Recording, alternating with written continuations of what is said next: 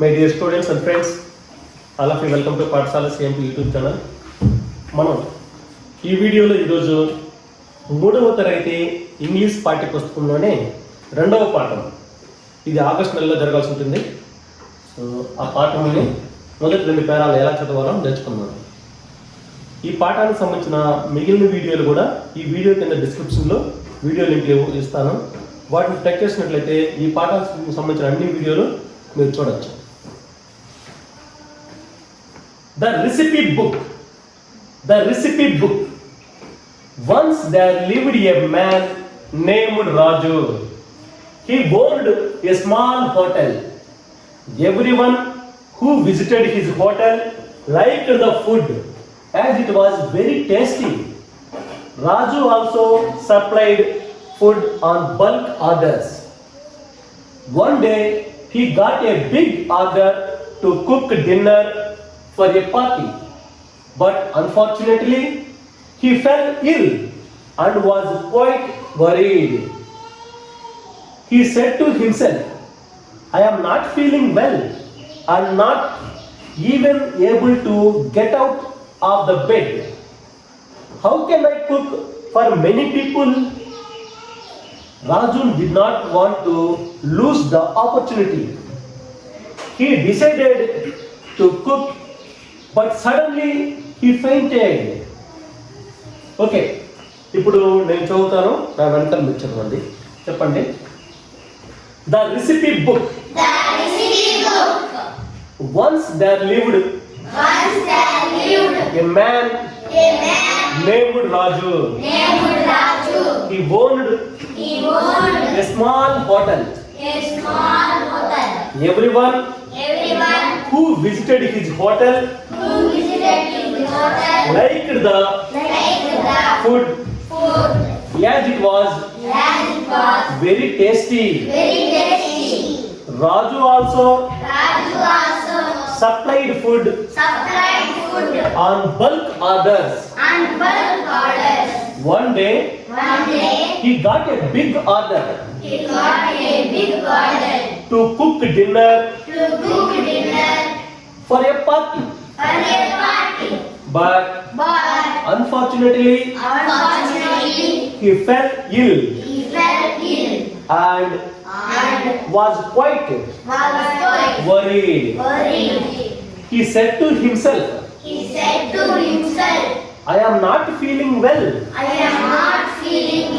and not even able to get out of the bed. How can I cook for many people? Raju did not want to lose the opportunity. He decided to cook, but suddenly he fainted.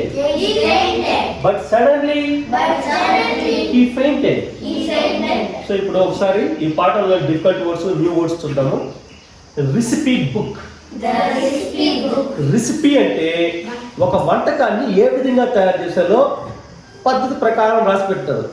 ఇప్పుడు chicken అనుకో, chicken fry చేయాలి. ఈ chicken fry ఎట్లా చేయాలి? First ఏం చేయాలి, second ఏం చేయాలి, థర్డ్ ఏం చేయాలి, మరి ఎంత నూనె వేయాలి, 1 కేజీకి ఎంత ఆయిల్ వేయాలి, 1 కేజీకి ఎంత మిరప్పొడి వేయాలి, ఇట్లా డీటెయిల్స్ అంతా ప్రతి వంటకానికి రాసి పెట్టుంటారు. దాన్ని రెసిపీ బుక్ అంటారు. Okay, next. రాజు అనే ఒక అతను నిలుస్తూ ఉన్నాడు ఒకప్పుడు. వన్స్ అంటే ఒకానొకప్పుడు, మనకు అన్ని కథల్లో ఉంటుంది వన్స్ అంటే ఒకానొకప్పుడు అనేసి. రాజు అనే అతను నిలుస్తున్నాడు. ఈ ఓన్డ్ అంటే అతనికి సొంతంగా, ఓన్ అంటే సొంతంగా కలిగి ఉన్నాడు. ఏది? స్మాల్ హోటల్, చిన్న హోటల్. ఎవ్రీవన్, ప్రతి ఒక్కరు, ఎవరు విజిటెడ్ టు హిజ్ హోటల్, అతని హోటల్కి వచ్చే వాళ్ళంతా లైక్డ్, ఇష్టపడతారు. దేన్ని ఇష్టపడతారు అంటే ఫుడ్. ఆ ఫుడ్ ఎట్లా ఉంటుందా? వెరీ టేస్టీగా ఉంటుంది. రాజు ఆల్సో సప్లైడ్ ఫుడ్. సప్లైడ్ అంటే మామూలుగా మనం ఇంటికి మన ఇంట్లో ఏదైనా ఫంక్షన్ జరిగినప్పుడు మనం బంధువులంతా మస్తుగా వస్తారు, లేదా ఊర్లో జనాలకంతా ఫుడ్ పెట్టాలి. అప్పుడు మనం వండి పెట్టలేనప్పుడు ఏదైనా ఒక పెద్ద హోటల్కి క్యాటరింగ్కి ఇస్తాం. ఫోన్ చేసి ఇన్ని భోజనాలు తేవాలియా, ఈ ఐటమ్స్ ఉండాలి భోజనాల్లో అని ఆర్డర్ ఇస్తాం. ఓకేనా? సో వాళ్ళు మనకి సప్లై చేస్తారు ఆ టైంకి అంతా. దాన్ని సప్లై అంటారు. Okay, supplied food for on bulk orders. Bulk అంటే పెద్ద మొత్తంలో, ఎక్కువ మొత్తంలో, ఒక 500 భోజనాలు, 200 భోజనాలు, 1000 భోజనాలు అనేది బల్క్ ఆర్డర్ అంటారు. దానికి కూడా అటువంటి బల్క్ ఆర్డర్ ఏదైనా వస్తే కూడా దానికి కూడా క్యాటరింగ్ చేసేవాడు అంట రాజు అనేవాడు. One day he got a big order. Big అంటే చాలా పెద్ద ఆర్డర్ వచ్చింది. దేనికి? Cook dinner. డిన్నర్ అంటే యాక్చువల్గా రాత్రి భోజనాన్ని డిన్నర్ అంటారు. కానీ ఇక్కడ మామూలుగా సాధారణంగా మనము ఒక ఎక్కువ మొత్తంలో నాన్ వెజ్ అక్కడ ఎంతో పెట్టిందని డిన్నర్ అని కూడా అంటారు. సాధారణంగా మనం చెప్పుకుంటూ ఉంటాం. ఒక పార్టీలో డిన్నర్ కోసము వీడికి పెద్ద ఆర్డర్ ఇస్తారంట. కానీ అన్ఫార్చునేట్లీ, అనుకోకుండా, ముందు మనం ఎక్స్పెక్ట్ చేయకుండా జరిగే వాటిని అన్ఫార్చునేట్లీ జరిగిపోతాయి అనేసి అంటారు. అన్ఫార్చునేట్లీ హీ ఫెల్ ఇల్ అంటే అనారోగ్యం వచ్చేసింది, వాడికి జబ్బు చేసింది అనుకోకుండా. అది వాజ్ క్వైట్ వరీడ్, కొంచెం బాధపడ్డాడు. క్వైట్ వరీడ్, బాధపడ్డాడు. వరీడ్ అంటే బాధపడ్డాడు. హీ సెడ్ టు హిమ్సెల్ఫ్, మనమే చెప్పుకుంటాం కదా, మరి ఏంద్రా ఇట్లయిపోయిందా, ఈరోజు ఏం చేసినా నా వల్ల కావడం లేదే అనేసి మనమే అనుకుంటాం కదా. దాన్ని himself, he said to himself, అతనంతా అదే చెప్పుకుంటాడు. ఏమని చెప్పుకుంటాడు అంటే, ఐఎమ్ నాట్ ఫీలింగ్ వెల్. నాకు బాగున్నట్టు అనిపించదు. ఫీలింగ్ అంటే అనిపించడం. ఎట్లా అనిపిస్తుంది? నాట్ వెల్, బాగలేనట్టు అనిపిస్తూ ఉంది. గెట్ అవుట్ అంటే కింద దిగడం. Get out from my class అనేసి అంటే ఆ క్లాస్ రూమ్ నుంచి బయటకు పోరా అనేసి.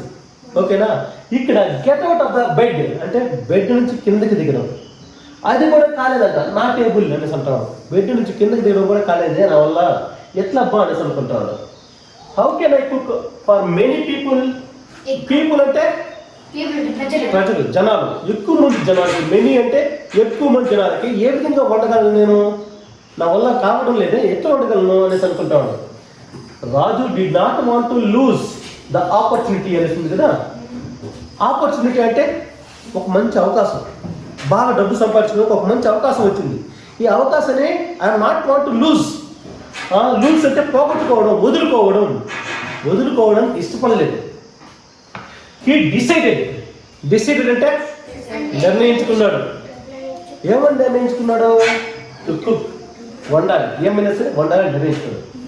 కానీ సడన్లీ ఉన్నట్టుండి హీ ఫెయింటెడ్ అంటే జ్వరం, ఒలుబాలేదని వల్ల వాడు ఒంట్లో సత్వంతా లేకుండా నీరసం వచ్చేసి కింద పడిపోయినాడంట. సోదనం లేకుండా కింద పడిపోవడాన్ని ఫెయింటెడ్ అంటారు.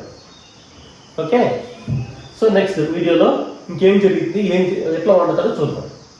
సెకండ్ పార్ట్లో చూద్దాం. Okay, thank you.